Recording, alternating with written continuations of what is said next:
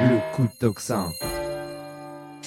Et suis le coup de tocsin, pardon François Coq, je suis légèrement en retard aujourd'hui. Merci beaucoup d'être avec nous et bonjour à vous.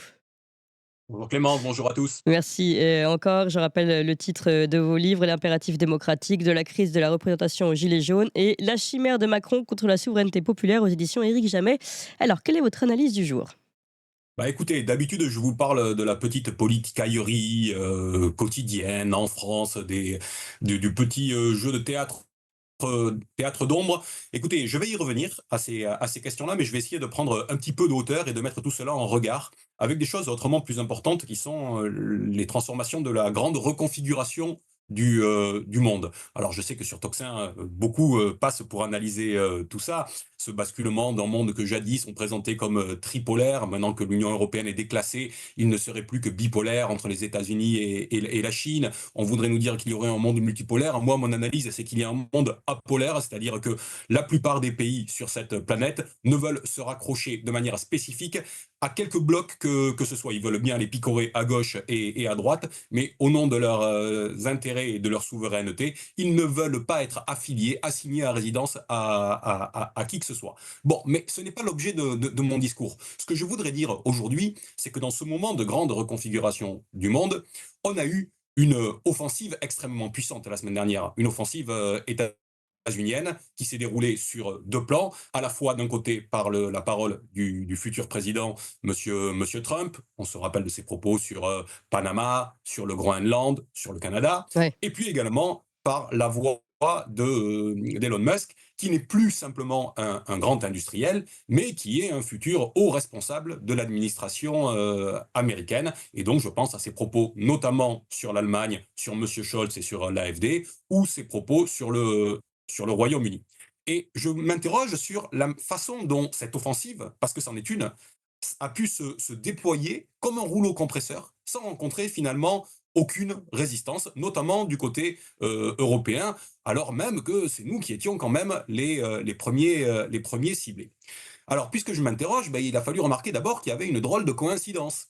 C'est que l'Union européenne, dans cette période, dans cette première semaine de l'année, était aux abonnés absents. Il y avait une forme de vacance de pouvoir au sein de l'Union européenne. Et puis finalement, on a compris en fin de semaine dernière pourquoi il y avait cette forme de vacance du pouvoir.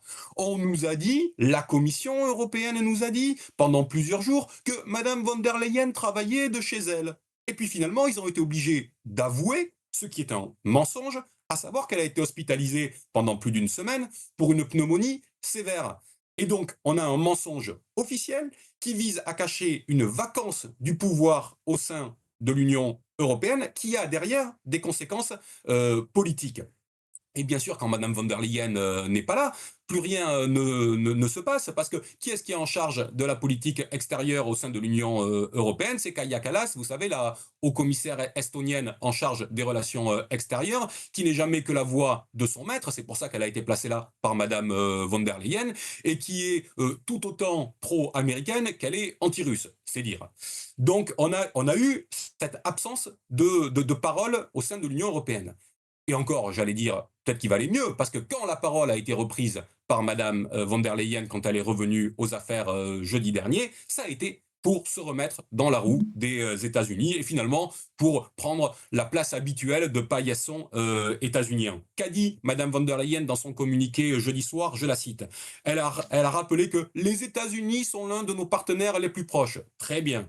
Avant de se réjouir, en disant qu'elle se réjouissait d'un dialogue positif avec la nouvelle administration américaine fondée sur nos valeurs communes et nos intérêts partagés. Voilà la réaction de l'Union européenne en tant que telle à l'offensive américaine. Avec une protection comme ça, c'est sûr que nos intérêts sont bien sauvegardés. Alors vous allez me dire, si l'Union européenne n'a pas réagi et s'il y avait une forme de vacance du pouvoir, eh bien, si Bruxelles ne parlait pas, les autres capitales européennes auraient pu enfin Oui. reprendre la parole et affirmer une parole commune ou du moins forte. Et ça n'a pas du tout été le cas. Pourquoi? D'abord, la première raison, c'est qu'il y a toujours désormais une forme d'autocensure dans les capitales européennes. Nos dirigeants, d'abord, ont acté qu'ils ont délégué la compétence internationale à l'Union européenne, à Bruxelles, à Madame von der Leyen, à Kaja Kallas, et donc ils n'osent plus parler.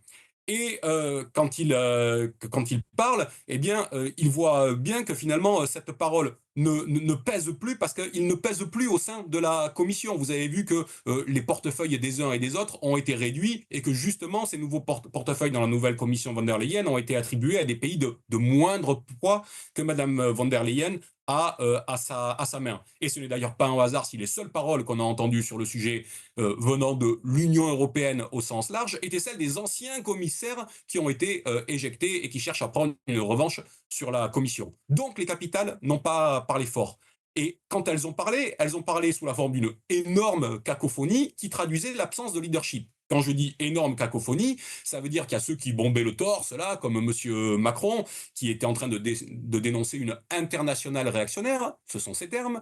Il y a d'autres comme M. Scholz en Allemagne, qui avait un propos beaucoup plus mesuré. Il faisait juste part, alors même qu'il avait été traité d'imbécile par M. Musk, il Oui. faisait juste part de son inquiétude face à ceux qui veulent affaiblir les relations transatlantiques. Autrement dit, monsieur Scholz en Allemagne, lui, il est très préoccupé d'abord par maintenir son lien aux États-Unis. Et je vous renvoie là-dessus à ses propos il y a tout juste un mois, quand il disait, et je le cite encore, l'Allemagne doit continuer à tout faire, entendez bien, tout faire, pour que ses relations avec les États-Unis continuent à bien se développer dans les prochaines décennies. Donc, M. Macron bombe le torse, M. Scholz est mesuré, le Danemark, le ministre des Affaires étrangères du Danemark, qui est quand même le premier concerné par l'affaire du Groenland, puisque malgré l'autonomie forte de ce territoire, il reste sous souveraineté danoise et donc d'une certaine manière européenne, lui se disait ouvert au dialogue sur le sujet des points de passage ou de ce que voudraient en faire les Américains.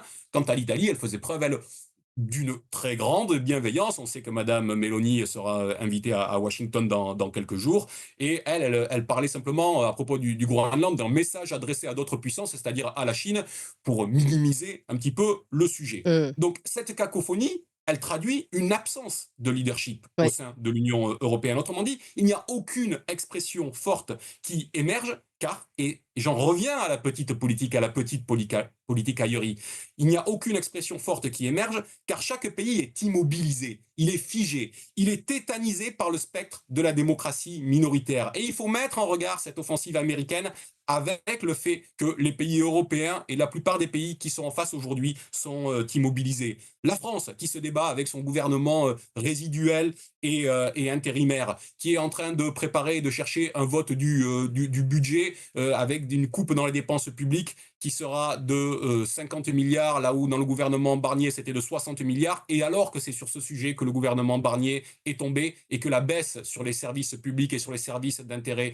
général sera du même ordre, c'est-à-dire environ 40 milliards d'euros. Donc on aura globalement le même budget que celui qui a fait tomber le gouvernement précédent. La France se débat avec une forme de stratégie du choc qui est mise en place actuellement. Vous avez vu que la discussion d'Alcove qui a lieu actuellement sur les retraites est l'occasion de remettre sur la table la retraite par points, chère à M. Bayrou, ce qui avait été passé et éjecté au moment de la mobilisation populaire de 2022 et de 2023, voire même les comptes notionnels si chers à M. Macron, c'est-à-dire le fait de mettre nos retraites dans des fonds de pension amis de celui-ci et de tous ceux de la caste. Donc la France est immobilisée là-dedans. L'Allemagne est immobilisée par les élections à venir au mois de février prochain, parce que son gouvernement de grande coalition qui visait à trouver une solution factice contre la démocratie minoritaire qui a frappé l'Allemagne depuis plusieurs années a explosé il y a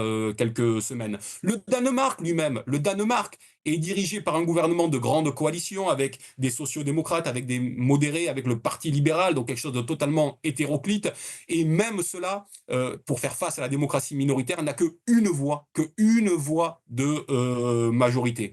Et le dernier pays, il n'est pas dans l'Union européenne, mais c'est le même principe. Et c'est pour ça que ça doit nous interpeller. C'est le Canada. Si M. Trump s'en prend au Canada aujourd'hui, c'est que le Canada est fragilisé lui-même par la démocratie minoritaire. Si M. Trudeau est tombé, c'est parce qu'il était minoritaire. Voyez pourquoi la grande politique rejoint la petite politique aillerie qui finalement sert les intérêts de la grande bien malgré elle. Cette politique du maintien au pouvoir de tous ces dirigeants de la caste qui abusent de la démocratie minoritaire, finalement, elle incapacite nos pays sur la scène internationale. Ouais. Elle rend notre voix inaudible et inutile.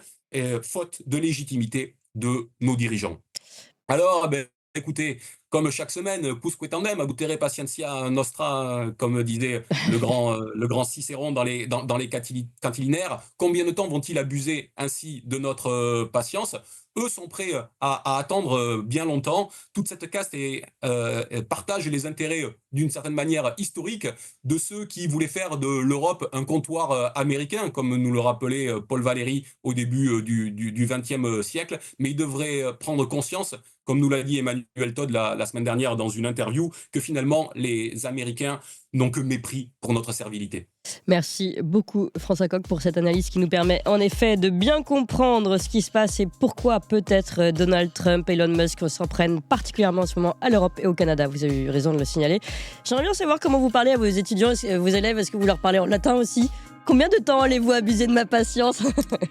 Moi, je leur parle, je leur fais des maths, et donc souvent, je crois que ça ressemble un peu à du latin pour eux. Voilà, merci beaucoup François Coq. Et puis, on continue le corps à corps pour